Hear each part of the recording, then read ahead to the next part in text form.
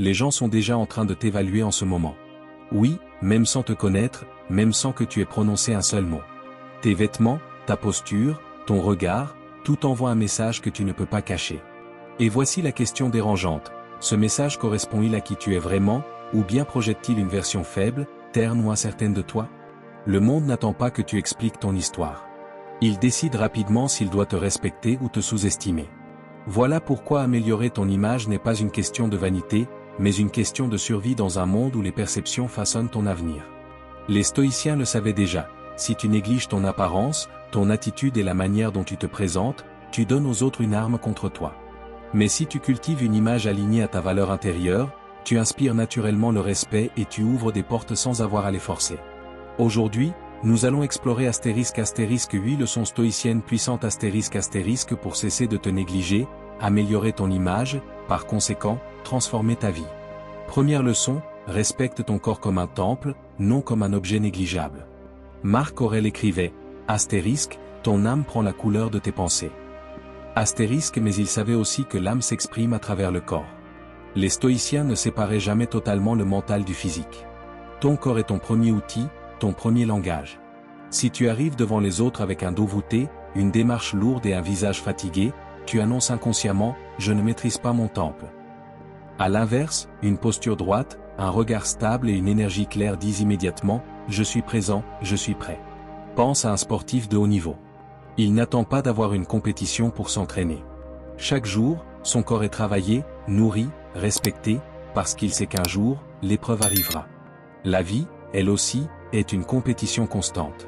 Si tu négliges ton alimentation, ton sommeil, ton mouvement, tu affaiblis ton navire. Les stoïciens eux-mêmes pratiquaient l'entraînement physique comme un acte de discipline. Non pas pour la beauté superficielle, mais pour fortifier la machine qui porte leur esprit. En respectant ton corps, tu respectes ton âme. Deuxième leçon, la simplicité élégante vaut mieux que la négligence ou l'extravagance. Épictète disait, *** ne cherche pas à paraître, mais à être. Pourtant, il ne prônait pas la saleté ni la désinvolture. Les stoïciens vivaient dans une simplicité noble, des vêtements propres, adaptés, sans excès. Pourquoi? Parce que ton apparence parle avant toi. Si tu arrives négligé, le monde te classe dans la catégorie de ceux qui ne se respectent pas. Si tu arrives avec arrogance, couvert d'ornements vides, tu sembles dépendant du regard des autres.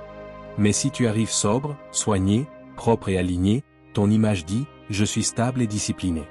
Regarde autour de toi, les personnes qui inspirent confiance ne sont pas celles qui en font trop, mais celles qui dégagent une cohérence entre leur intérieur et leur extérieur. Une chemise repassée, des chaussures propres, un parfum discret, un ton calme, autant de signaux silencieux qui traduisent ton sérieux. La simplicité élégante, c'est l'art stoïcien de montrer qu'on se respecte, sans chercher à écraser les autres par la démonstration. Troisième leçon, ton image est façonnée par tes habitudes invisibles. Un regard fatigué n'est pas causé par un jour de sommeil manqué, mais par des années de petites négligences accumulées. Une démarche sûre ne naît pas en une semaine, mais d'une constance quotidienne dans la discipline. Les stoïciens répétaient que « nous devenons ce que nous faisons régulièrement ». C'est la loi de l'habitude. Si tu passes tes soirées à fuir tes responsabilités devant des écrans, ton corps et ton visage reflèteront ce vide. Si tu passes tes matinées à nourrir ton esprit et à discipliner ton corps, ton énergie parlera pour toi. Tu n'as pas besoin de crier que tu es fort. Ta constance silencieuse devient visible dans tes gestes, ton ton de voix, ton calme dans les tempêtes. Sénèque disait que la vraie grandeur ne se voit pas dans les paroles, mais dans la vie quotidienne. C'est cette accumulation invisible de petits choix qui dessine ton image finale. Quatrième leçon, cesse d'attendre la validation des autres. Peut-être l'un des enseignements les plus radicaux du stoïcisme. Marc Aurèle notait dans ses * pensées pour moi-même ***, je ne m'inquiète pas de ce que les autres pensent, car ils ne savent pas ce que je sais. La plus grande négligence envers toi-même, c'est de vivre comme si le jugement des autres valait plus que ton propre jugement. Pense à cette situation, tu soignes ton image, tu travailles sur toi, mais tu abandonnes tout dès que quelqu'un critique ton chemin. Tu n'as alors pas construit une image, mais un masque fragile. Les stoïciens disaient, ce qui dépend de toi est entre tes mains, ce qui n'en dépend pas est indifférent. Ton image doit naître de ton respect intérieur, pas de l'approbation extérieure. Le jour où tu n'auras plus besoin des applaudissements pour te sentir digne, tu deviendras inébranlable. Cinquième leçon, l'ordre extérieur nourrit l'ordre intérieur. Les stoïciens vivaient simplement, mais jamais dans le chaos. Pour eux, l'environnement reflétait l'esprit. Tu veux voir à quel point une personne se respecte? Regarde sa chambre, son bureau, son environnement immédiat. Un espace encombré, mal entretenu, est souvent le signe d'une pensée confuse. À l'inverse, un espace clair et rangé projette la discipline. Et ce n'est pas une question esthétique, mais psychologique. Quand tu entres dans un espace ordonné, ton esprit se calme. Quand tu marches avec une allure ordonnée, ton image inspire. Le monde moderne sous-estime l'effet de ces détails, mais les stoïciens savaient que chaque petit signe externe influence le jugement. L'ordre est une preuve silencieuse de ton respect intérieur. 6e leçon, soigne ton langage et ta présence. Ton image n'est pas seulement visuelle. Elle est aussi sonore. Elle est aussi énergétique. Les stoïciens valorisaient le silence réfléchi et la parole mesurée. Épictète disait, astérisque, les hommes ont 2 oreilles et une bouche pour écouter 2 fois plus qu'ils ne parlent. Astérisque imagine 2 personnes, l'une qui crie, qui coupe la parole, qui s'agite, l'autre qui parle peu mais avec précision, qui regarde dans les yeux, qui sait se taire. Qui inspire plus de respect? Ton langage est une part de ton image. Des mots clairs, une voix posée, une écoute attentive, voilà des armes que peu travaillent, mais qui façonnent ton aura. Les stoïciens savaient que celui qui maîtrise sa parole maîtrise sa perception. Ne néglige pas cet aspect invisible de ton image. 7e leçon, la constance est plus impressionnante que l'intensité passagère. La société adore les transformations rapides. Perdre 10 kilos en un mois, se métamorphoser en 30 jours. Mais les stoïciens savaient que la vraie transformation est lente, continue, patiente. Ce n'est pas un sprint, c'est une marche de toute une vie. Ton image, elle aussi, se construit dans la constance. Se laver une fois, ranger sa chambre un jour, avoir une posture droite le temps d'une réunion, ce n'est rien. Mais répéter ces gestes chaque jour finit par créer une image solide. Ce que les autres voient, ce n'est pas ta performance ponctuelle, mais ton rythme constant. La constance stoïcienne est plus puissante qu'une intensité spectaculaire mais éphémère. 8e leçon, ton image n'est pas une façade, c'est un miroir. Voilà la conclusion, le stoïcisme ne t'enseigne pas à tromper, à maquiller, à jouer un rôle. Il t'enseigne à aligner ton intérieur et ton extérieur. Ton image n'est pas un masque, c'est un miroir. Si tu es discipliné, ton allure reflète la discipline. Si tu es négligent, ton corps et ton environnement reflètent cette négligence. Le masque ne dure jamais. La vérité finit toujours par percer. Alors demande-toi, veux-tu être perçu comme une illusion fragile ou comme une vérité solide? Améliorer ton image, ce n'est pas cacher tes défauts, c'est élever ton caractère. Les stoïciens savaient que la plus belle apparence est celle qui correspond exactement à l'âme qu'elle exprime.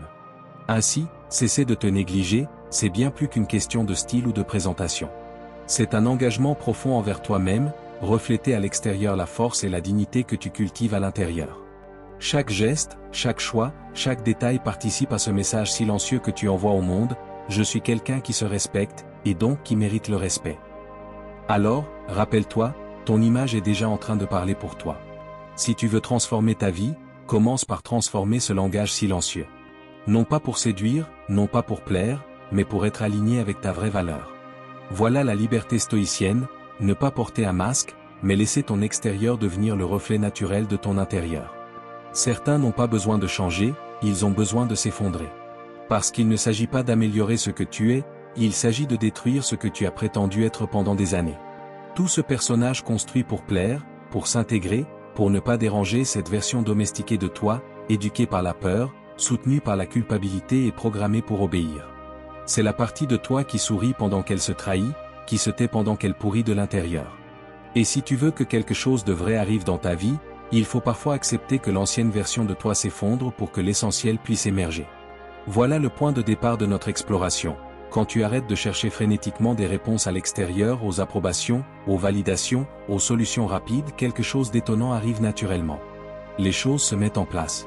Elles ne tombent pas du ciel par magie, elles arrivent parce que tu as cessé d'entretenir un faux soi et que tu as laissé la place à l'authentique. Le stoïcisme, vieux de 2000 ans, contient 8 leçons majeures qui expliquent exactement pourquoi et comment cela se produit. Ces leçons ne promettent pas une vie sans difficulté, elles promettent plutôt une relation différente à la difficulté, une alchimie intérieure qui transforme l'attente en réception, la confusion en clarté, le manque en suffisance. La première leçon est simple et radicale, cesse de tout vouloir contrôler. Les stoïciens nous invitent à distinguer ce qui dépend de nous et ce qui n'en dépend pas. Tant que tu t'agites pour contrôler l'opinion des autres, le passé, la météo, les comportements imprévisibles, tu restes prisonnier d'un théâtre où tu joues pour des spectateurs. Mais quand tu acceptes que beaucoup de choses ne dépendent pas de toi et que tu concentres ton énergie sur ta façon d'agir, de penser, de choisir, un calme nouveau apparaît. Ce calme n'est pas passivité, il est puissance redirigée. Épictète disait que ce qui trouble les hommes, ce ne sont pas les choses, mais les jugements qu'ils portent sur les choses. Dès que tu interromps cette course à la maîtrise de l'impossible, l'espace s'ouvre et la vie commence à répondre à un autre rythme, plus profond. Tu remarques alors que les occasions qui te parlaient réellement commencent à venir. Non parce que tu les as forcées, mais parce que tu as cessé d'être un aimant pour le bruit. La deuxième leçon est la pratique de l'acceptation active. Accepter n'est pas renoncer, c'est regarder la réalité sans phare, sans le filtre déformant du désir. Les stoïciens n'invitent pas à l'abandon des projets ni à un fatalisme mou, ils enseignent à nommer la situation telle qu'elle est puis à agir depuis ce point d'ancrage. Marc Aurèle écrivait « Accepte ce qui t'est donné, aime ce qui t'arrive ». Quand tu arrêtes de chercher des excuses ou des contournements permanents, tu acceptes la situation présente et tu te donnes la capacité d'agir plus clairement. Ce qui advient ensuite n'est pas toujours ce que tu avais imaginé, mais il est souvent meilleur parce qu'il est compatible avec les conditions réelles. Les opportunités arrivent à ceux qui voient les choses telles qu'elles sont, pas à ceux qui insistent à vouloir qu'elles soient autres. La troisième leçon est la pratique de l'attente active ou du lâcher-prise vigilant. Nous avons besoin d'un paradoxe pratique, agir avec intensité là où cela dépend de nous, puis lâcher le résultat.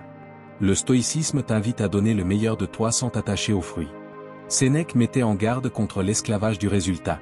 Si tu bases ta valeur sur des récompenses externes, tu seras jeté à chaque marée.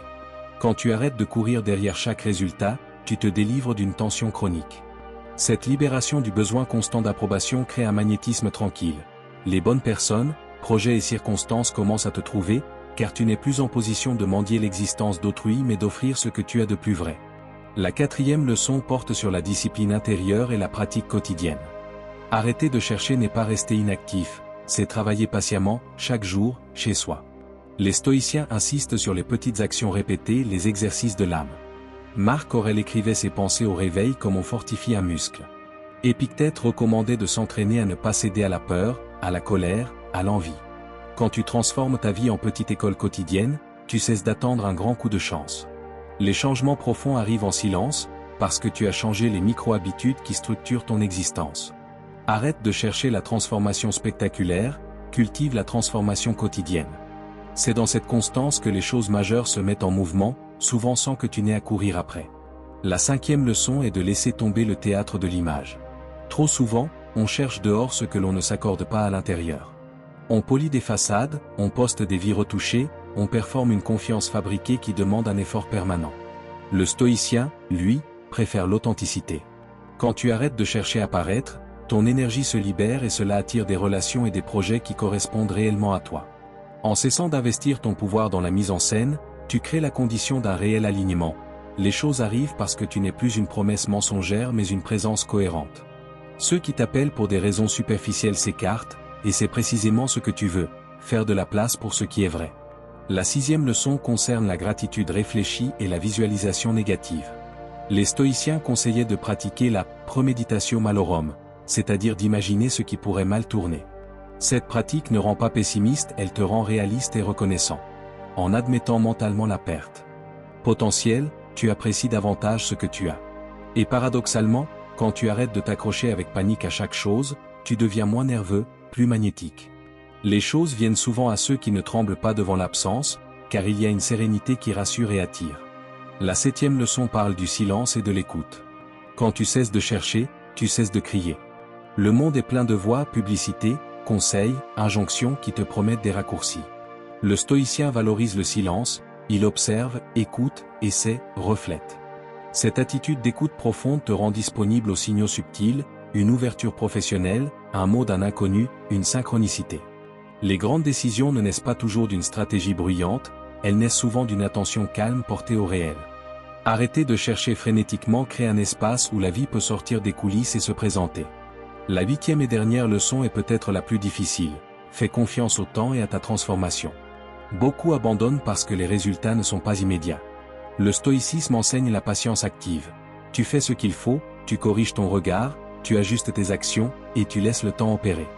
Il y a une sagesse dans le rythme, des choses mûrissent lentement et les récoltes fidèles demandent des saisons.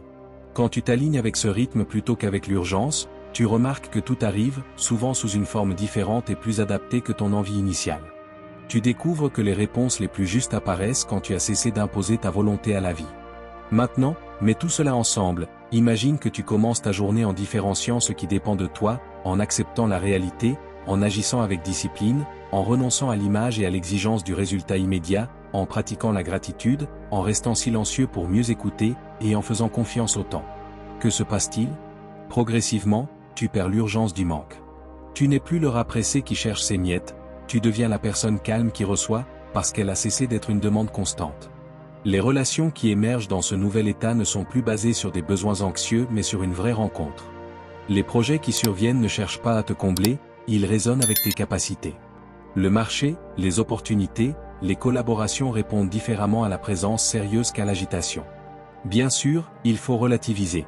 Arrêter de chercher ne signifie pas abandonner l'action stratégique ni la responsabilité. Il ne s'agit pas de rester immobile et d'espérer.